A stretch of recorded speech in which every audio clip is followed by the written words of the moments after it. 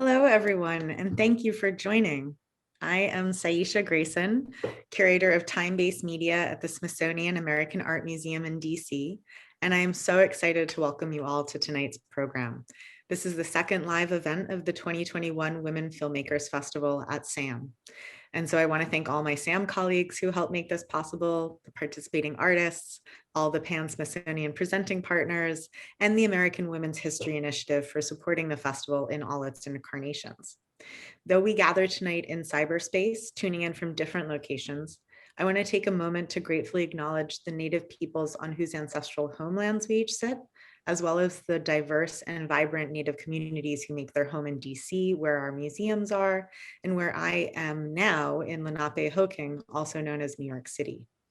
Tonight, I am so excited to be in conversation with two incredible forces, the brilliant Coco Fusco, artist, filmmaker, writer, and a consistent voice in defense of human rights, free speech, and global engagement by intellectual and art communities everywhere.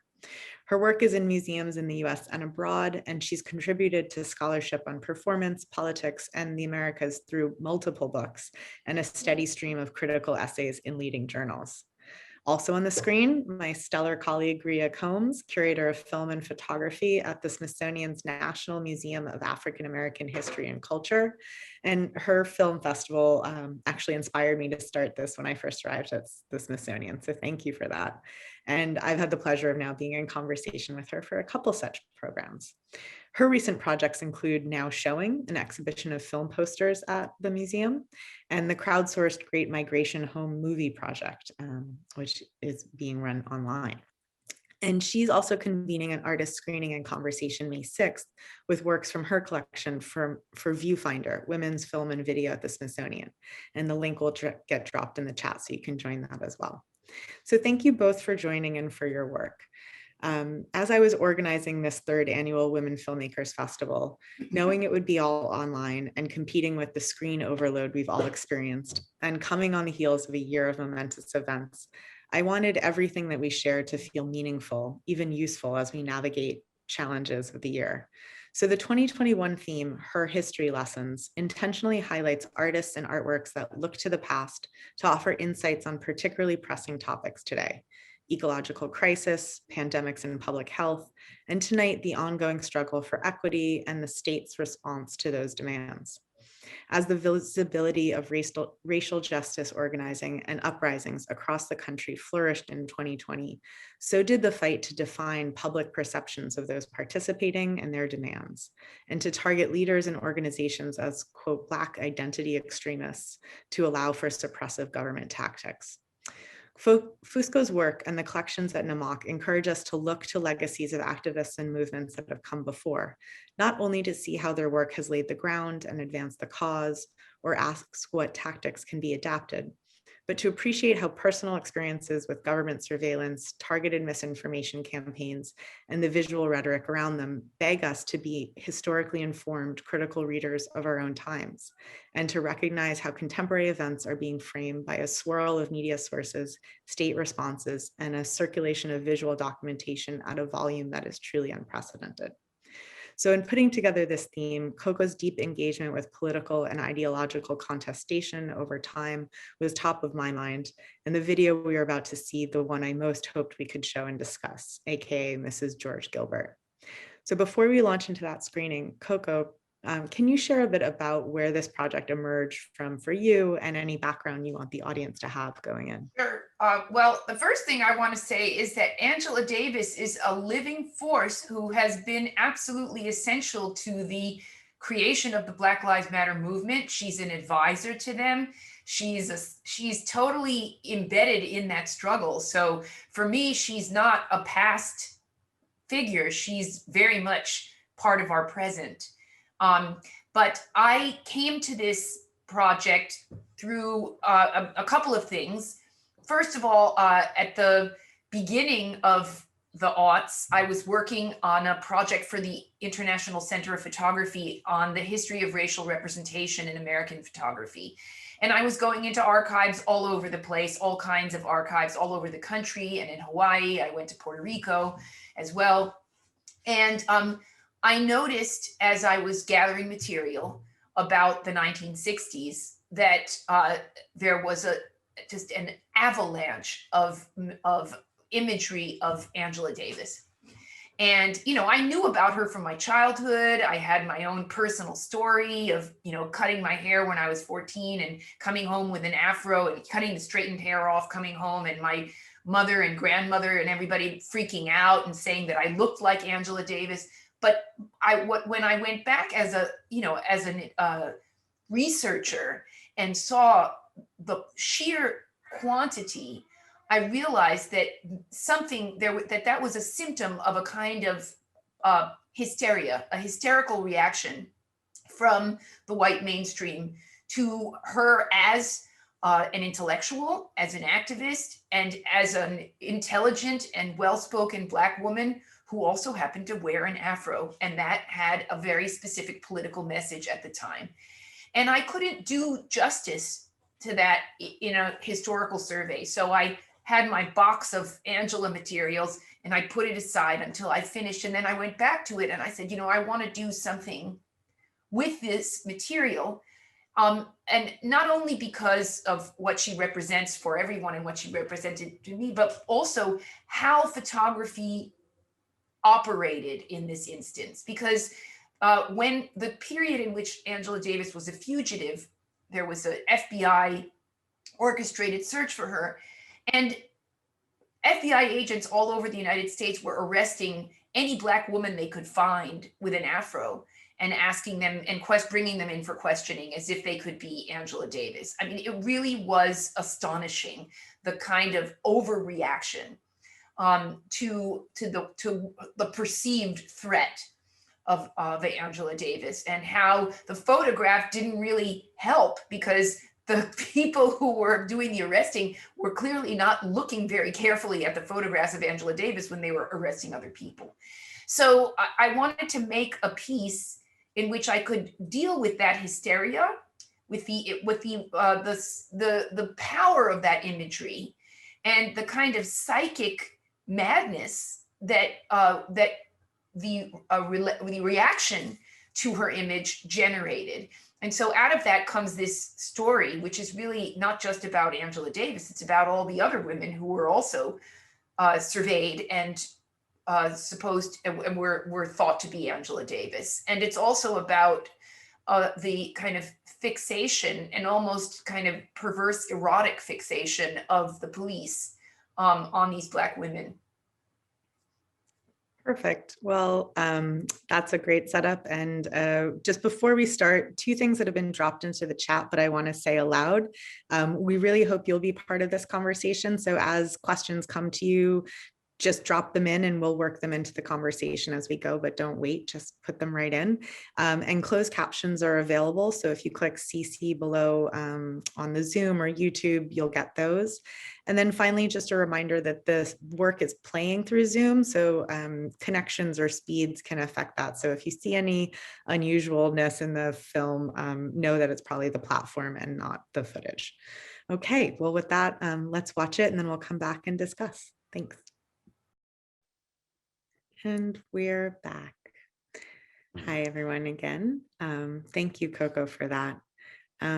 Before we zoom out, I wanted to ask you to just share a bit more about how you chose to structure this consideration of Angela Davis's, this moment in her life, this formulation of a kind of dual investigation that you're implied, co-implied in, and also the many different ways you figure surveillance in the different technologies and techniques that you layer in there. Well, basically what happened was I started to look for, beyond the pictures, look for more documentation of what happened to Angela in the early days of her career, when she was red baited and then accused of being involved in the killing of the judge. And, I wanted to see FBI files, I wanted to see FBI files. I wanted to see all kinds of records. I didn't want to just look at pictures. And in those days, you went on eBay, right? That was one of the places and I looking around eBay, I found that there were people who it was much easier than trying to get anything from Washington, right? From using the Freedom of Information Act. that there were people who had material, FBI files and all of that. And so I was like, who are these people? Right? It really got me thinking, like, are these former agents who are sitting on treasure troves of documents, selling them to people? Because they would arrive, these things would arrive to me on like CDs, right? And I put it in my computer and would all be ordered. And so it was out of that realization that somebody out there, that there were people out there collecting government documents and making them available to the public. And it wasn't the National Archives, it wasn't the Library of Congress, it wasn't using the Freedom of Information Act, it wasn't the FBI directly, it was others that made me think that there could be, agents sitting on stuff. In the same way that, colonial soldiers, when they would like go and destroy entire cities in Africa, they would take back ivory and artifacts and then sell them when they could, So that was that was out of that realization that speculation that came this idea of me having a conversation with an agent. And I read some accounts by former FBI agents who had pursued members of different New Left groups in the 60s and early 70s, and then wrote afterwards, their assessment of the experience, and in some cases expressed remorse for what they had been involved with. So it was out of that came the conversation. Yeah. I mean, I just love there's the moment when you can sort of see behind a security camera and you're seeing the footage through that. And then you see these different views. There's just so many ways in which you get the texture of surveillance. It's not just, the kind of pulling out of these documents, but the sense of ominous, constant, omnipresent gaze.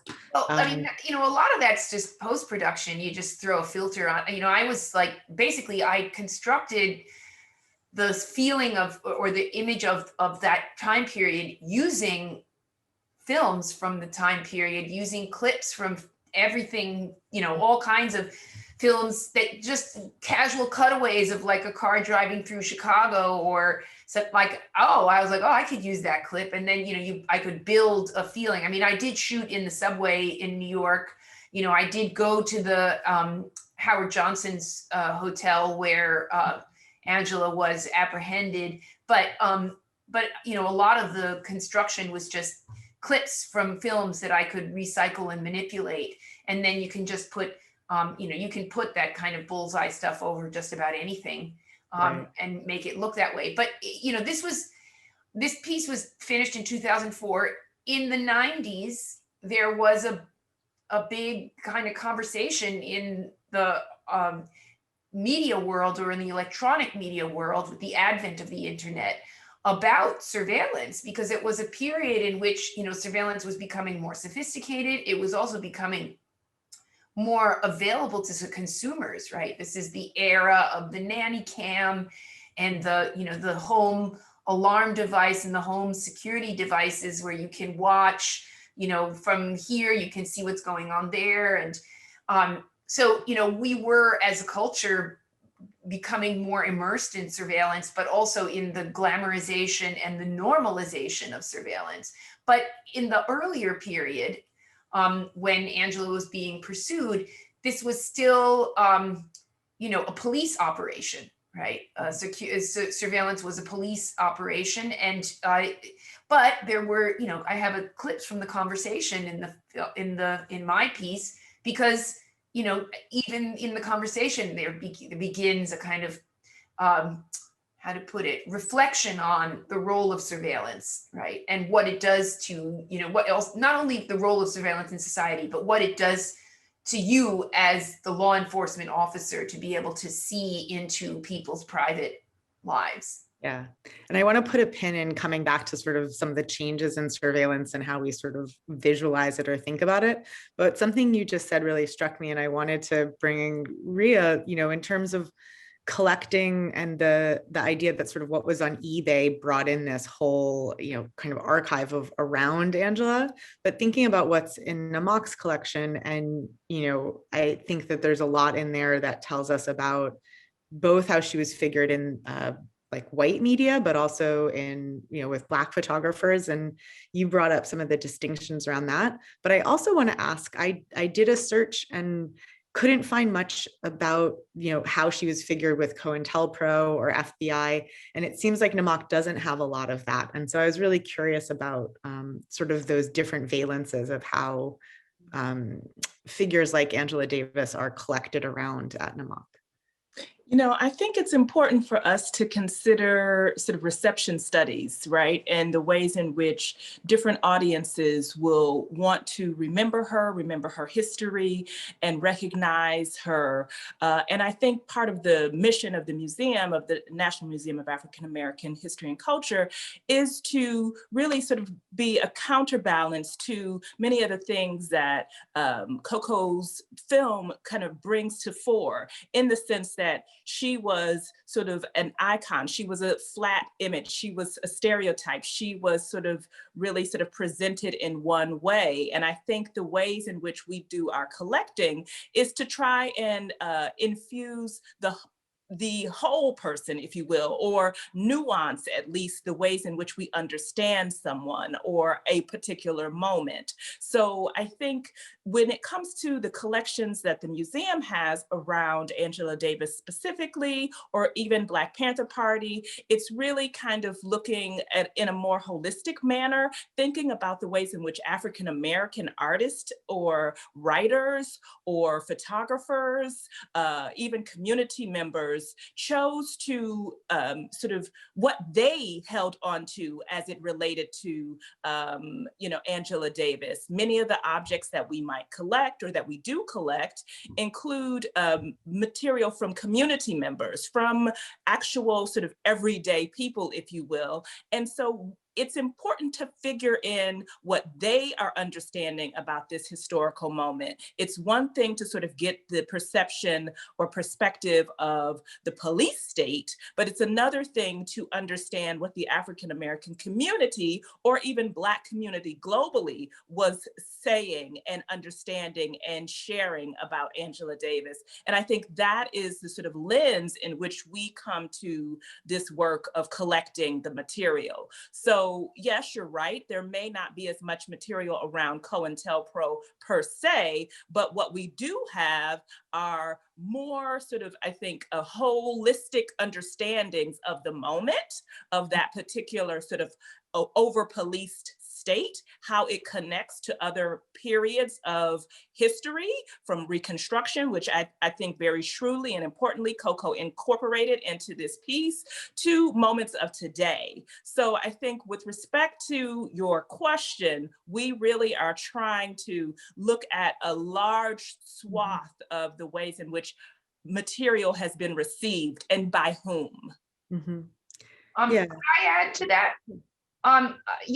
Because I did notice in my research that the Black magazines of the time did precisely what Ria describes as the task of her museum, in that they were always, the stories about Angela made her into a member of a family. You would see Angela with her mother, with her sisters, with her brother. Angela as a young person, Angela as a high school student, Angela in Birmingham.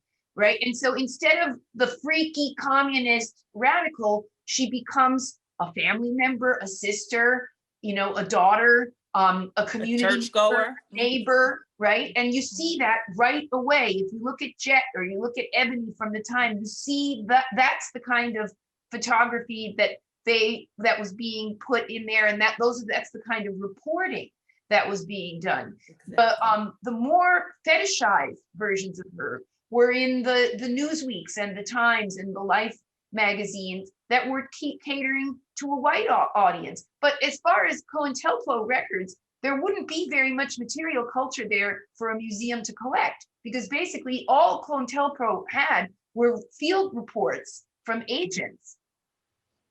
They weren't, it wasn't like, it's not a photo, they don't have a photo archive, right?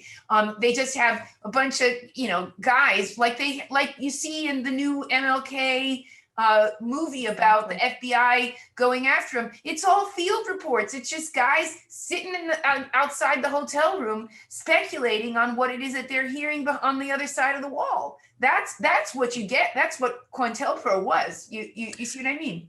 Aside from the fact, Coco, as your film points out, they may have been reporting on people that were not the people they should have been reporting on. Exactly. So there's that Exactly. aspect as well. Because there are material incentives to informants, right? I mean, it's, as you can see in the new film about the Fred Hampton case, you know, here's a guy who's sort of lost in terms of his politics, but in trouble with the law, and is being offered, in exchange for getting off, you know, not having to go to jail, he's got to pay by telling stories about Fred Hampton, right? And embedding himself in that environment. Well, he's not the only one. I mean, that happens all the time. With people who are in trouble with the police, or with prisoners who want to get a reduced sentence. I mean, you know, that all of that kind of thing goes on all the time. So this is but that's not the material that would be collected. Right. Exactly. Yeah, no, I mean, I was thinking about it in relationship to what you had mentioned with the Judas and the Black Messiah too, but the sense that every time the story gets sort of a pop culture retelling, there's a swath of the population for whom it hits as a surprise that the FBI are not always perfect Boy Scouts, you know, upholding a positive vision, and sort of what that, you know, repeated amnesia around how these state agencies are used and how they target Black activists, you know, the fact that kind of keeps coming up as, you know, something that needs to be told as a revelatory story, you know, what that kind of amnesia says about, you know, our ability to sort of work towards structural change, or, you know. Well, I agree that it's important to understand, you know, sort of deep racist structures in law enforcement, but I want to make clear that the FBI did not only go after Black people. They went after leftists. They went after feminists. They went after trade unionists. They went after supposed anarchists in the teens and 20s. I mean, they go after any group that is a threat, or is perceived to be a threat to the establishment and the power structure, right? And so, and all of those groups, including more recently, people who are assumed because of their last name to be Muslim, they're all targeted by law enforcement, by the FBI, and by the police. So it's just, you know, it's hard for me to believe that anybody wouldn't know this, right? But I also grew up in the 60s. So, and I remember Hoover, and I remember the Church Commission, and I remember all of the discontent and kind of outrage at his excesses.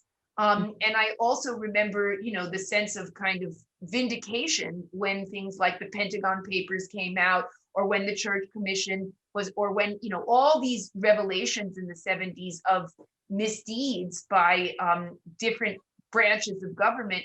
It was kind of a relief, because it was kind of like, we told you so, you know, for so long, right? And then it comes out. And I do want to give credit where credit's due, because, you know, how did I learn about Fred Hampton? And all from newsreel, Third World Newsreel, all that old footage of Hampton doing the speeches, you know, I am a revolutionary. No, that was newsreel out there shooting and documenting when nobody else was there, right? And nobody else was paying attention.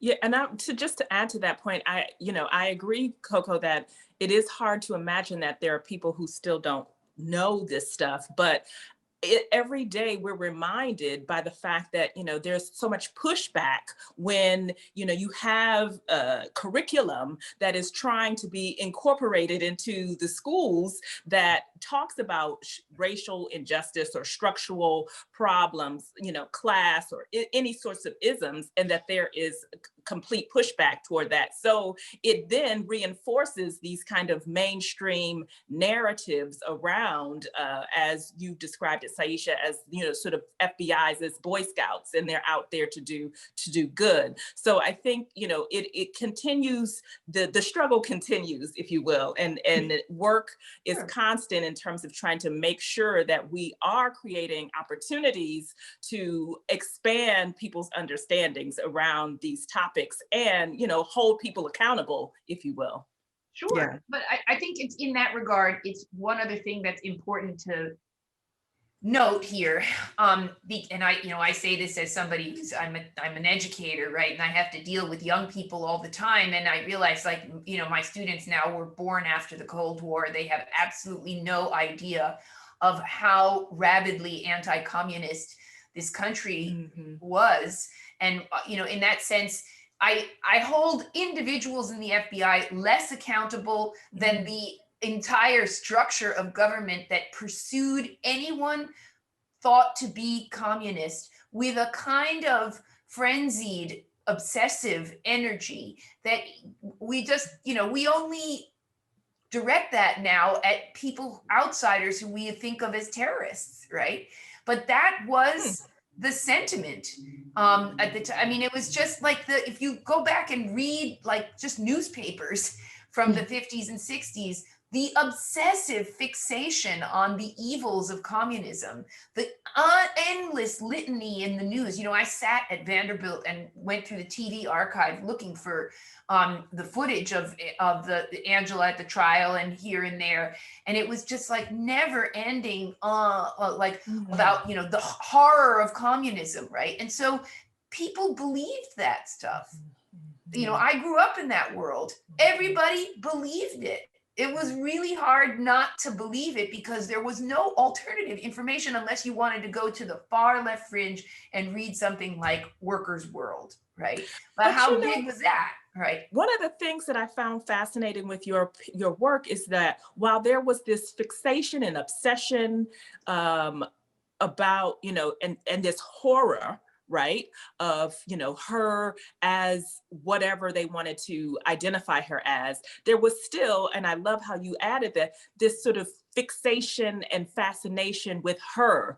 So this tension, I think, is really something that, you know, we could either tease out or discuss, but that there is this kind of push and pull between this abhorrent kind of recoiling, but at the same time, there becomes this kind of desire because of this, you know, this desire sort of opportunity as well. And how, as she's very clear in understanding that as a Black woman, she's holding space in both of those rooms, I think, you know, was really an important point to bring out. And I just wanted to punctuate that. But, you know, imagine there were not very many Black women present in the media. There were not very many Black women present in Hollywood. The roles that most Americans saw Black women in the media were very subservient because, you know, the roles in films and television was like the maid, the nurse, right? And so, and there also were not very many Black women in academia. And Angela Davis at 25 was a brilliant philosophy professor at UCLA. I mean, I think she's the first Black woman to be appointed a philosophy professor anywhere in the United States. So she was this unbelievable anomaly of this absolutely extraordinarily brilliant woman who had been educated directly. You know, her mentors were Frankfurt School Marxist philosophers. And, you know, and she's 25 and she opens her mouth and it's just like pure, you know, stellar intellect coming out. That is something that Americans in the 1960s could not handle. Right. And, you know, they can barely handle it now. Okay. So, and I say that as another, you know, professor. Yeah. So, you know from what you speak. Yeah. So, but I mean, when I would look at the footage and look at the articles about her from that time and just try to imagine what it was, what the kind of pressure that was on her, but the obsessive fascination also, that how is it possible that that someone like that could emerge, right? And speak so eloquently. Remember, she argued in her own defense in court. She did her own, she was her own lawyer along with other lawyers in her 20s. I mean, I just cannot even, I don't even want to think about what, kind of mental gymnastics one would have to go through in that moment, as a young, and she was facing the death penalty, right? So, that makes it even more extraordinary. But then on top of it, she's a member of the Communist Party at a time when to be a member of the Communist Party was grounds, as immoral as it is, but it was grounds for her expulsion from her job. I mean, Reagan and Nixon could fry her on that basis alone. Yeah. They didn't need an association with George Jackson, really, to start making her life a nightmare. So that's an interesting moment to bring in an audience question that actually was one that I sort of was thinking about too. Dylan notices that there's a parallel between the FBI and its informants' inability to identify Angela Davis, this hyper visible person. Through her visibility, it sort of makes her unrecognizable. And these more recent issues that we're seeing with facial recognition technologies, where there's not only a racial bias, but Black women specifically are the category that this AI surveillance equipment cannot distinguish between. And I think one thing I'll add, an AI specialist was talking that I think so interesting is there's not an option for the machine to not return an identification. And so, where it might get 60%, assurity with a white male face, if it has 30% assurity with a Black woman's face, it's still going to return that as an acceptable answer when it's searching for someone. Well, I have to say, I'm not an expert in artificial intelligence at all, but all of that stuff runs on software written by people. Exactly. Okay. Yeah. So what the machine, it's not the technology that is biased. It's the people who write the programs. They are biased. And it's also about how much information, how much data you put into the system for it to begin to learn to differentiate. So if the people supplying the data are giving more data about Caucasian faces, then they're going to have a more sophisticated ability to read Caucasian faces. If they give insufficient data about faces of people who are of African descent, then they're going to not be able to read the faces of people who are of African descent.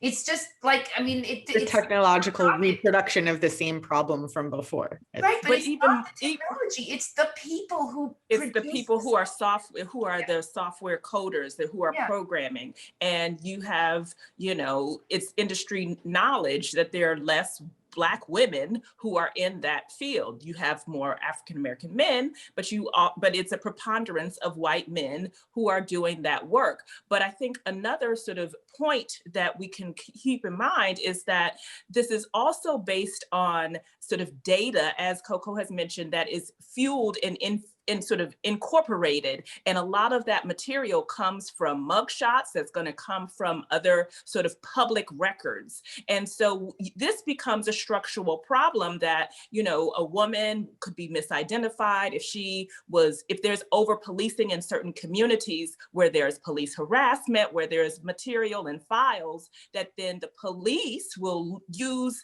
they will cross-reference this inaccurate AI material with material that they have at the ready, and that has resulted in a preponderance of misidentified people being brought into courtrooms or sort of arrested falsely. So sure.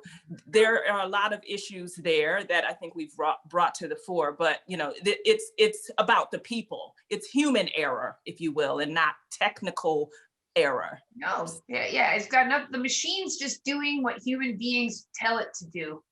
Right. So the unconscious or conscious bias is really at the root of this. along with sort of systemic problems, but it's really that sort of lack of knowledge, these, sort of the lack of awareness as it relates to history and culture, and a lack of curiosity and critical thinking around those issues, coupled with, sort of other prejudices and bias that fueled by a police state that is asking for people to be arrested, with very little evidence, and prejudice that comes along with that, which, sort of becomes a dangerous cocktail for Black and brown people and folks that are with little means or, considered poor financially.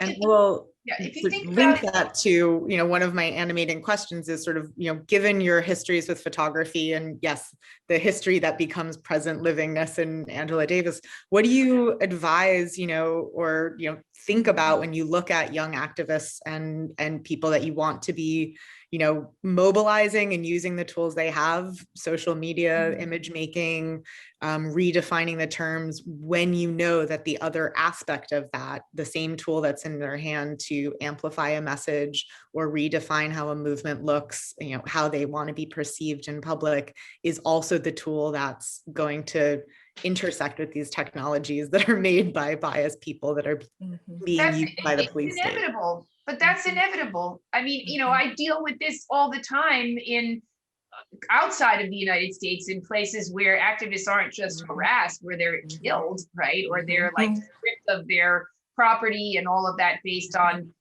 police identifications and tapping into their phones and all of that. Look, we are, the law enforcement is up your nose, whether you know it or not, whether you like it or not. If somebody in law enforcement wants to read your email, they will find a way. If they want to, stick a camera in your house, they will find a way. So I'm not like, I can't live with that as a preoccupation, because on the other side of that, though, we do have more consumer level technologies at our disposal that allow people in many parts of the world to communicate very quickly, to mobilize very quickly. And that has been essential for the Arab Spring uprisings. It's essential in Hong Kong now with the pro-democracy movement. It's been very important in Black Lives Matter for mobilizing people all over the country. It's very important in Cuba, which is a country where I do a lot of work. So I'm not, what are you going to say? Don't use the phone? I mean, we're all going to use the phone, even if we say don't use the phone. Mm-hmm. And I think, I think that a lot of the young people are so adept at the ways in which you can use technology for good. You can use it for mobilizing and, have a real handle on the ways in which you can keep these things in mind, but move forward, pushing, social justice efforts to the fore. And again, as Coco says, I think you can't be sort of overburdened by that and worried about that to the point where you don't use it, because I think there's a lot more pros than cons. Mm-hmm. I'm going to pull in another question that was actually from the website before we even started thinking about both La Botella, the piece that's on the website that looks at Cuban poet Maria Elena and her activism, but it also, I think, connects with this, which is, how do you think about the relationship between space, gender, and resistance in your pieces? Well, I don't know if I approach it from such a kind of abstract theoretical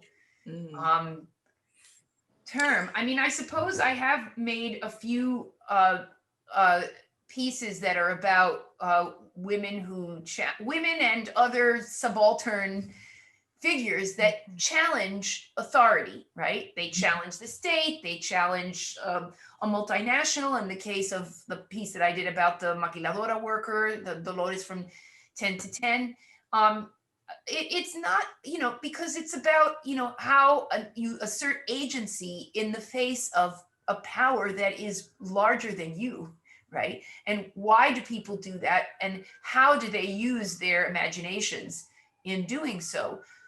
These are just, I think that they're issues that interest me personally, but I think that they're kind of the crucial issue. I don't really worry. People are always asking me like, what inspires you or what makes you happy? Are you okay? Like, I don't worry about that stuff.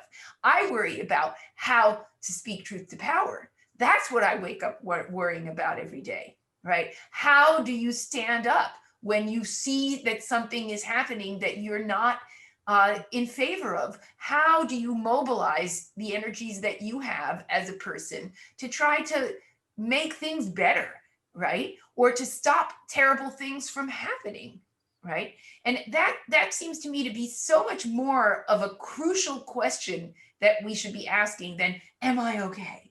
Right? Like, do I need to worry? Like, because I don't need to worry about, if I'm not okay, I'm gonna know I'm gonna be sick, I'm gonna have a fever, I'm gonna have to go to the hospital, whatever. If I'm other than that, it's like I just want to move along and try to, think about those bigger questions. That's a great place. We're almost at time, but I wanted to just sort of use that as a prompt to say, are there any tactics or visuals or, specific ways that you've seen people using photography recently that really inspire you or that you think are doing that? That's a question to both of you. Okay, well, Rhea, why don't you, because you're a specialist of photography, so maybe you have found something that I haven't seen.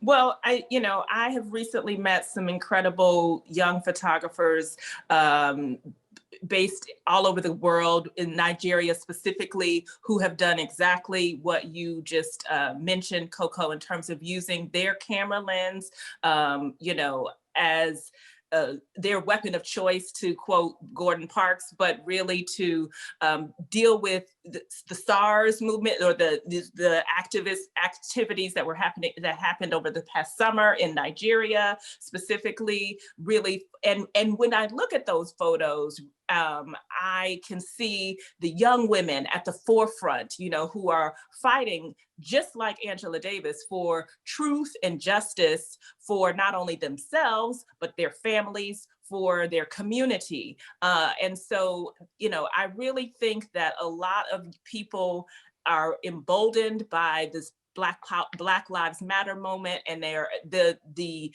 sort of accessibility of our cameras on our phones. The quality of that has really allowed people a chance to take their sort of activism literally in their own hands, and they're able to use their cameras, and they can share that information on social media, and they can really sort of galvanize communities and folks from around the world. And so I am I'm inspired by that. And I do see that often every day, and it's particularly with young photographers. Yeah. Yes. And I would say I've been inspired in this conversation is in many ways inspired by that, and wanting to think about this continuum between, the images that inspired people, including Angela Davis's image, depending on how it was mobilized, but really bringing people into a movement to free Angela Davis, and that galvanized a lot of support and momentum at that time too. Mm-hmm. Coco, I want to give you a chance to answer, and then I'm going to wrap up. To answer that question, oh wow. Or we could leave it with Rhea's. She had a great answer. About the movement in support of Angela Davis, it was an extraordinary effort, and it was an extraordinarily successful movement that was global.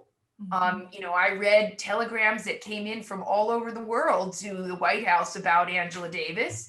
It was really, and it was pretty much like basically a lot of left-wing activists that did this, that helped her, during that time, but they were incredibly effective. And now my students think that, well, if you didn't have the internet, how could you talk to anybody? Like, let me tell you, there was a lot of mail stuff things going on in the mail. Okay. Well, now that you know the internet is entirely surveyed, maybe we'll do some more letter writing as well. I asked students of mine yesterday, okay, so if you had to communicate in 1963 and you wanted what were the tools at your disposal to communicate with others, right? And they were just sitting there in silence, like they could. I was like, have you heard of like handwriting, or how about a telex machine or a telegram, right? None of those technologies resonate with people who have grown up in the age of the internet, and yet they were extremely effective for communications before we had the internet. Yeah. And they were used by all those activists.